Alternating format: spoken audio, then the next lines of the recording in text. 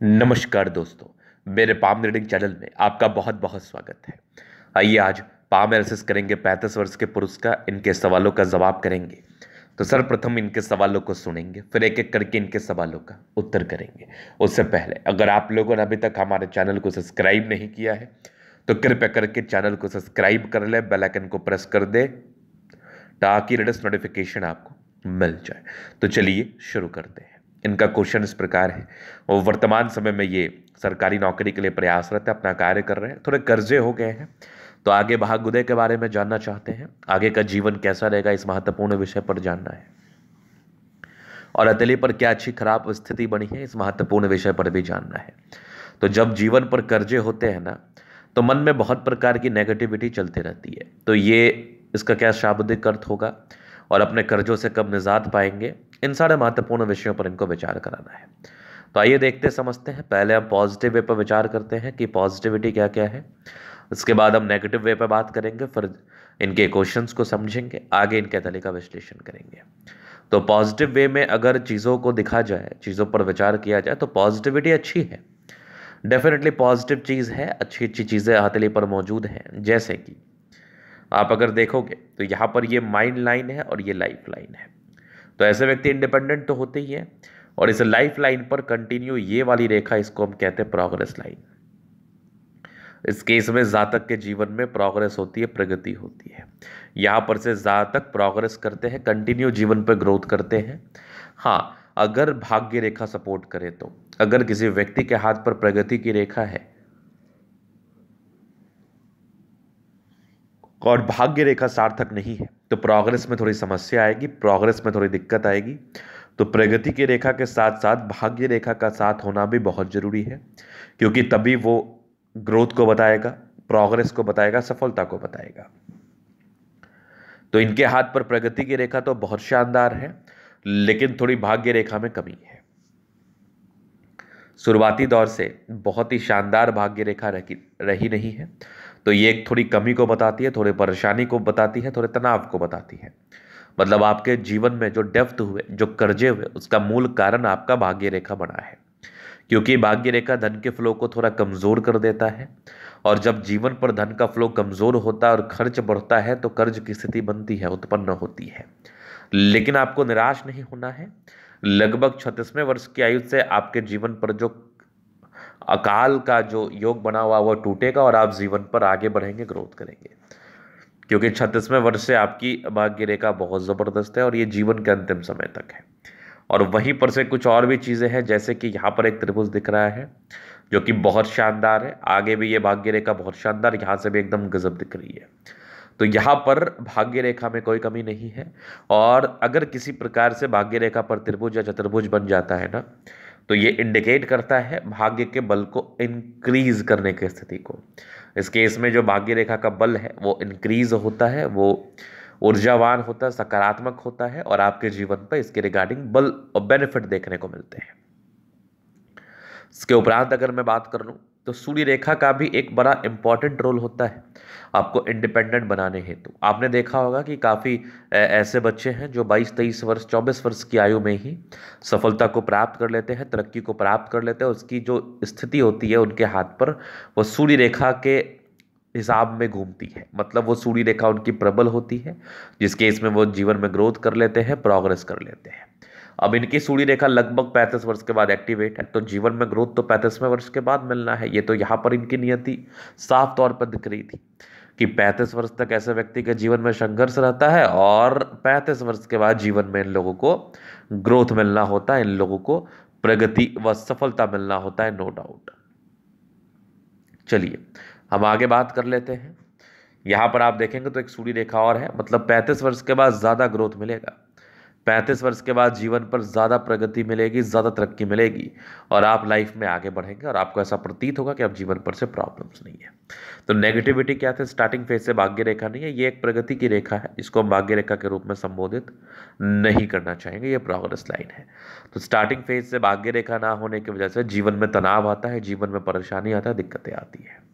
अब यहाँ पर आप देखोगे तो बुध रेखा भी इनके हाथ पर कोई खास सार्थक है नहीं। तो जब बुध रेखा भी हथेली पर खास सार्थक ना हो, तो ये भी जीवन में अप्स एंड डाउन को बताती है, ये भी जीवन में परेशानी व तनाव को बताती है। इस केस में कर्जे आते हैं, लेकिन जो 35 वर्ष के बाद आपके जीवन में होना है वो बड़ा अच्छा होना है। इसके पहले का जीवन कैसा रहा होगा? इसके पहले का जीवन में उतार चढ़ाव बना रहा होगा। काम जब पड़ता होगा तब पैसे आते होंगे, बचता कम होगा, बचने के नाम पर जीरो होगा।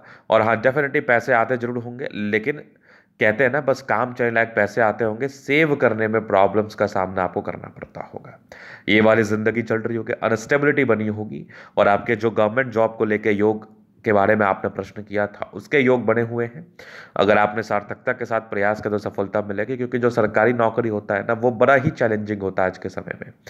काफ़ी कंपटीशंस है, काफ़ी लोग उस तरफ ध्यान दिए हुए हैं और काफ़ी लोग चाहते हैं कि उनका नौकरी हो जाए।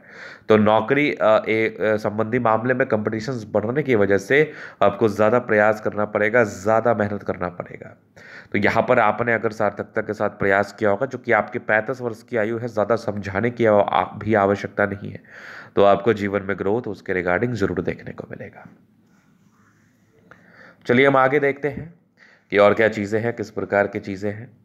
तो अब जीवन रेखा से आगे की लाइफ को हम कवर करना चाहेंगे। तो ये माइंड लाइन है, ये लाइफ लाइन है। तो हाईली इंडिपेंडेंट है आप, इंडिपेंडेंसी काफ़ी ज़्यादा अच्छी रहती है, इंडिपेंडेंट रूप से कार्य करते हैं। कुछ ट्रायंगल्स थे जो नेगेटिव चीज़ को दूर कर रहे हैं। इंडिपेंडेंसी महज 20-21 वर्ष में आ गई, या 23 वर्ष में प्रोग्रेस था, 24 में था, एक लगभग 26 में था, 28 में था। यहाँ पर एक दिक्कत के योग थे 31 वर्ष में, 32 में तरक्की, फिर लगभग 35 में तरक्की, 37 में था, 38 में दिक्कत था, फिर लगभग 40 में तरक्की थी, 45 में था, फिर लगभग 47 में था। आगे भी जीवन रेखा बढ़िया, एक और प्रोग्रेस था, 51 वर्ष में था, फिर एक 55 में है। 55 के बाद कुछ बड़ी यात्राएं जीवन पर होंगी, आगे भी जीवन रेखा बढ़िया चल रहा है। तो लाइफ लाइन में कोई खास दिक्कत नहीं है, लाइफ लाइन में तो कोई कमी ही नहीं है। इसके उपरांत आप देखेंगे तो ये मंगल रेखा बहुत शानदार है, लग्जरियस लाइफ के पूरे योग बने हैं, वो तो रहेगा। मनी मैनेजमेंट की रेखा बहुत ज़्यादा प्रबल है, पैसे आते ही हैं। थोड़े बहुत ही टेंशन के लाइन है, बहुत ज़्यादा टेंशन के लाइन नहीं है। यहाँ पर कुछ आपके मंगल पर ये खड़ी रेखा इंडिकेट करे, थोड़ा चिंता करते, चिंता ना किया करें। शुक्र मंगल बढ़िया है तो कंफर्टेबल लाइफ रहेगी और बढ़िया थंब है। और इस प्रकार का जो थंब का नोकीला बनावट होता है ना, ये व्यक्ति की पर्सनैलिटी का परिचय कराता है। मतलब ये बहुत लचीले स्वभाव के होते हैं, कभी कभार ही ये अडिगता के साथ कार्य करते हैं, वैसे बहुत समझदार प्रवृत्ति के होते हैं, लंबे कदकाठी के होते हैं। यह आकृति जब भी सपोर्ट चाहिए मिल जाएगा। डिजायर्स का अच्छे लाइन है, बड़े महत्वाकांक्षी। थंब अच्छा है, एक सम्मानजनक पद पर तो आप जा ही सकते हैं।